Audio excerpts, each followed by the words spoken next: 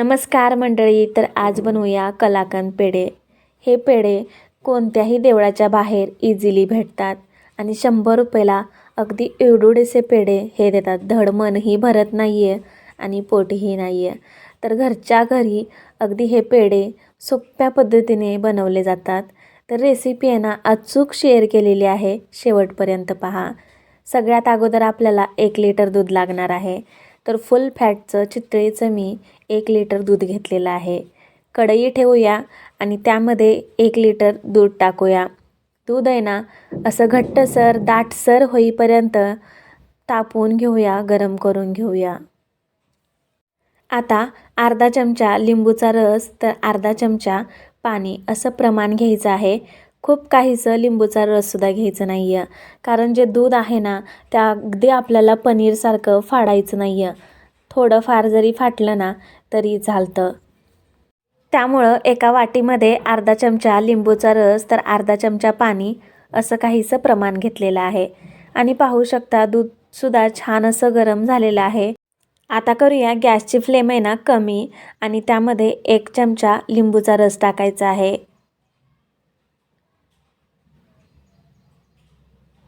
तर हळूहळू आहे ना हे जे दूध आहे ना ते फाटलं जातं. खूप काहीसं लिंबूचा रससुद्धा ॲड करू नका, नाहीतर आहे ना ह्या दुधाचं पनीरच बनलं जातं. खूप सारं दूध फाटतं, त्यामुळं अगदी हलकंसं दूध आपल्याला फाडायचं आहे. आता यानंतर टाकायचं आहे 1 वाटी गूळ. गूळ आहे ना खायलासुद्धा हेल्दी असतो, यासाठी इथे मी गूळ वापरलेला आहे. हवं तर साखरसुद्धा वापरू शकता. तर 1 लिटर दुधासाठी आहे ना पावशेर गुळाचं प्रमाण मी घेतलेलं आहे. आणि मस्त होतात. हे जे प्रमाण आहे ना ते अचूक आहे.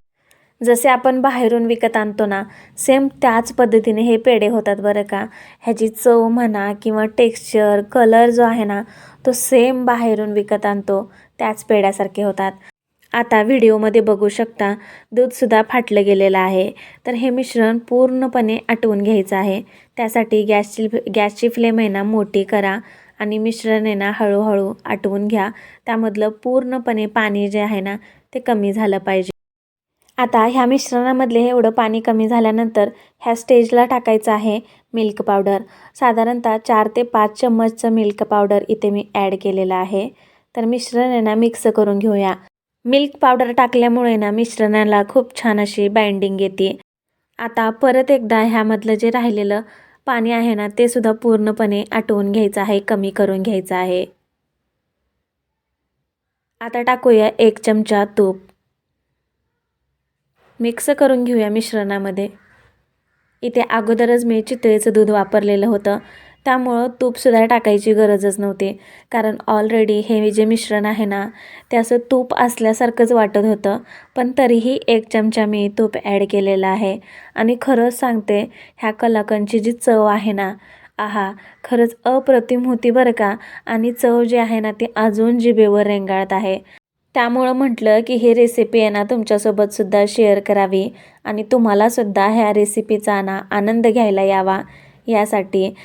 आता पाहू शकता मिश्रणामधलं आहे ना पूर्णपणे पाणी जे आहे ना ते कमी झालेलं आहे. पूर्ण पाणी आटलेलं आहे. तर हे मिश्रण एका प्लेटमध्ये काढून घेणार आहोत.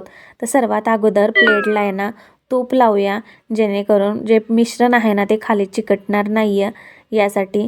तर सर्व प्लेटला तूप लावून घेतलेलं आहे आणि यामध्ये मिश्रण टाकूया. मिश्रणाला हलक्या हाताने असं प्रेस करूया. चमच्याच्या साह्यानं जरी प्रेस केलं तरी चालतं. तरी ते मिश्रण जे आहे ना ते प्लेटमध्ये टाकलेलं आहे. चमच्याच्या साह्यानं असं प्रेस करून घेते. जर तुमच्याकडे पेढा वगैरे बनवायचं काहीसं साधन असेल तर त्याच्याने सुद्धा तुम्ही हे बनवू शकता. अगदी गार झाल्यानंतर ह्याच्या आपण आहे ना वड्या पाडून घेऊया किंवा असंच काहीसं गोलाकार आकारामध्ये जर त्याला आकार दिला, शेप दिला तरी चालतं. तर हलक्या हाताने सुद्धा असं प्रेस करून घेते आणि अगदी 1 तासभर आहे ना वाट बघूया. किंवा फ्रीजमध्ये जर खूपच घाई असेल ना तर फ्रीजमध्ये जरी ठेवलं तरी चालेल. तर चाकूच्या साह्यानं आहे ना असं मी वड्या पाडून घेते.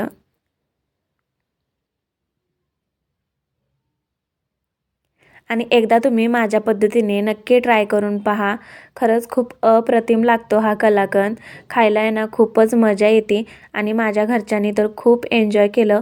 एकदम मस्त जाळीदार असं हे कलाकंद आहे ना तयार झालेलं होतं. जेवढं दिसायला भारी होतं ना, खायला त्याहूनही अप्रतिम होतं. आणि मी म्हणेन ही रेसिपी तुम्ही नक्की ट्राय करून पाहावी. एकदम अचूक आहे. काय अडथळा आल्यास मला कमेंट्समध्ये नक्की विचारा. धन्यवाद.